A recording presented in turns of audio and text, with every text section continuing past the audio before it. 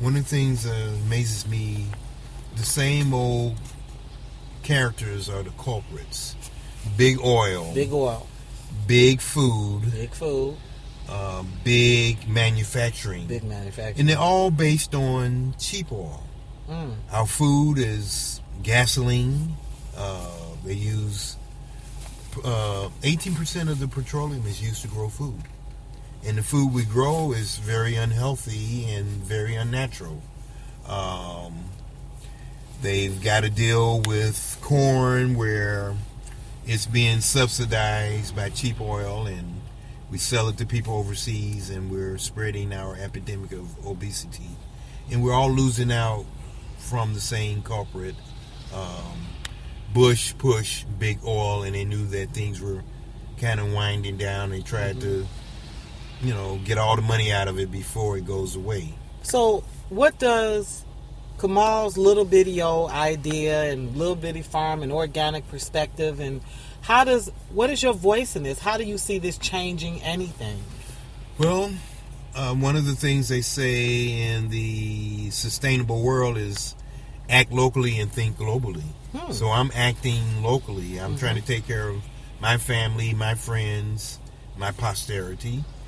I'm actually helping solve the problem with global warming. Okay. There's a thing called biochar, which they recently discovered. It's really ancient, but they're just now rediscovering it. The ancient Amazonians used charcoal to help put carbon in the soil. And the carbon was made out of charcoal, which is a process of burning organic material in the absence of oxygen. So you don't totally combust things. Now, all plants and animals are made of carbon and a number of things. This procedure blows out all the carbon monoxide, methane, water vapor, and hydrogen out of the cells of the plants through roasting the wood in the absence of air. And it leaves the cell structures in place, and it's carbonized. Okay. Carbon is very inert, so it doesn't mix with anything. You hear about carbon dating, and carbon been around billions of years.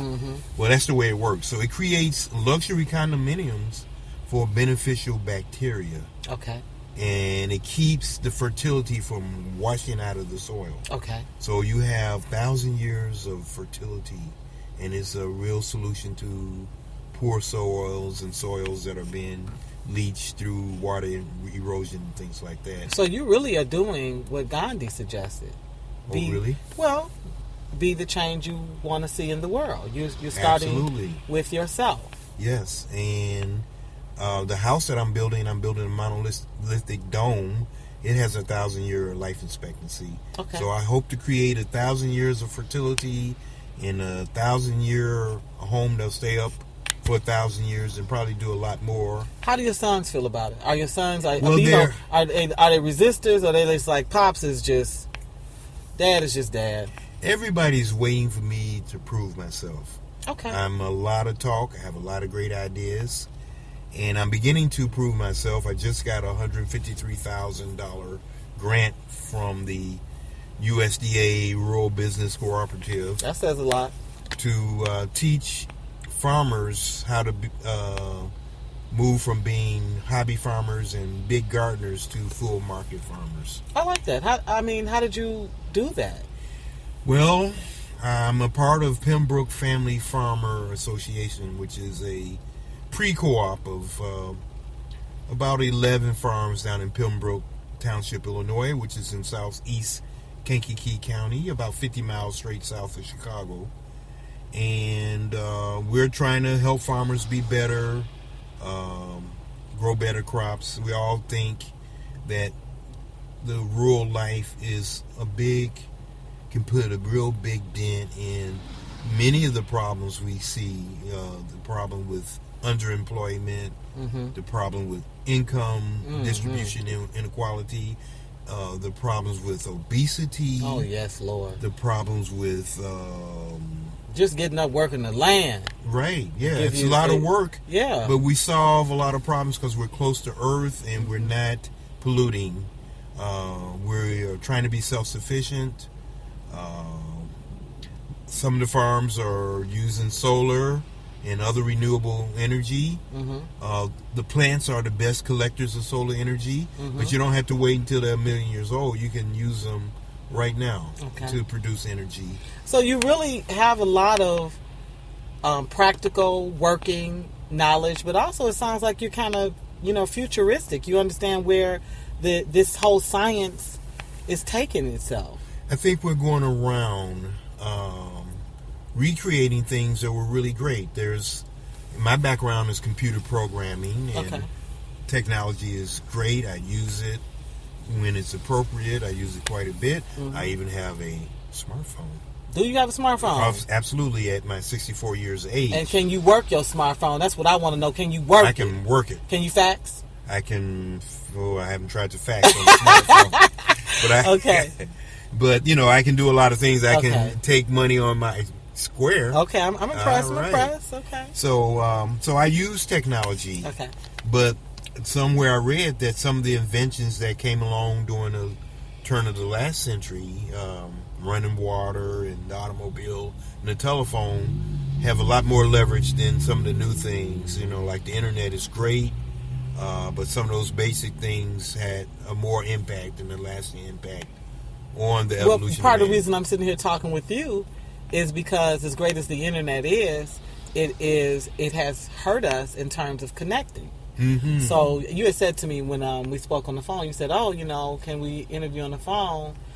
We're doing good. Yeah, but there's nothing replaces human contact, hair, scent, touch, energy. And I am a synergist. I need to feel an individual's energy.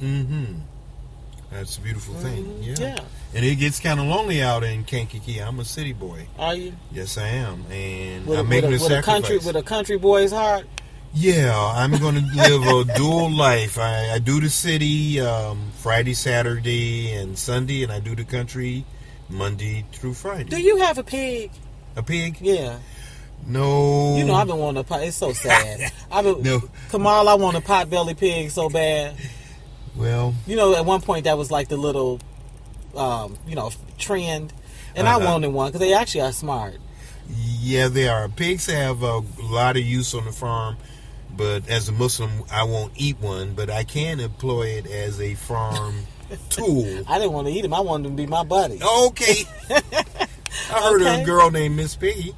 Oh, I like her too. Yeah. She needs to stop beating up on Kermit, though. Yeah. She's a little violent. Oh, yeah. All right, so, again, you're a city boy with a country heart, although you say you kind of doing the dual thing, Absolutely. We live in one of the greatest cities in the world for African-American people. Do you feel like Chicago is? Absolutely. I don't think so. In fact, but okay. Cook County has more African-Americans than any other county in the whole country. It's not that. I just think that as I get older, my grandmother came from Augusta, Georgia, and she also had a very, because she was so country. She brought the chickens. She had chickens in Detroit, Michigan. Lucy and somebody else. Like they lived until they got old. That's how country. She made lye soap. She made her own syrup. Whole bunch of countrified things she brought with her. But I guess as I've gotten older, and I grew up in the Motor City, I just feel like the city wasn't for black folks. That there was a disadvantage that came from our ability to connect, to stay bonded, to socialize, to protect, to share, especially the sharing piece.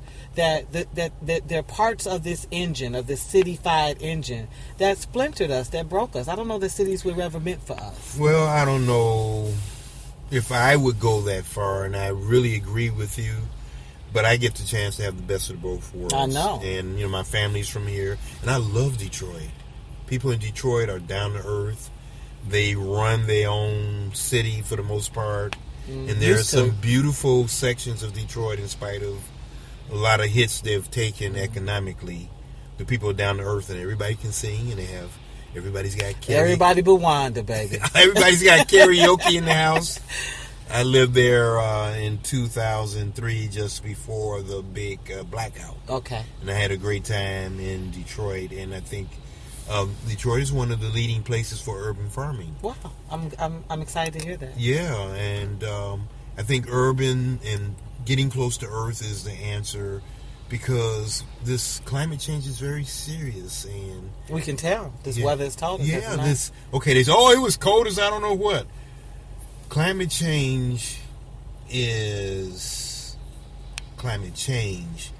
It's basically getting hotter, but the weather goes to extremes. Mm-hmm. So it's a trend that goes up, and the trend line is like that, but the actuality is, it looks like shark's teeth. It's arrows, but and you know it's what? still going up and down. It's funny that you say that, Yeah. because that's how the weather treats us. Yes. Like shark's teeth. Yeah, hot Absolutely. as hell and dry and drought. Then all the cold of the last 4 winters we had in the last couple of weeks here in the Midwest and most of the country. And those unexpected tsunamis. Yeah, absolutely. Those tsunamis have been wow. Yeah. Yeah, they've been very And wild. fracking is not an answer. People say, oh, now we found oil and we got as much oil as Saudi Arabia. But fracking is a process of taking water in the shell, which is kind of porous, way underground, and taking water and breaking it through and forcing the gas out and whatever oil may be there. And the problem is that we'll destroy the aquifer, because there's a lot of stored water in the earth, and as we break it up, will cause earthquakes, and we may pollute the aquifer with oil and other stuff. Now, with all the knowledge that you have, Kamal, do you ever just go talk at community groups? Do you, like, why isn't your voice more prominent? Because you're pretty learned. You'll be the person that really jumps me off, because I haven't had a platform at this point. Wow. A lot Look of at people God go. A lot of people are getting a platform, and they are opportunity hustlers. Okay.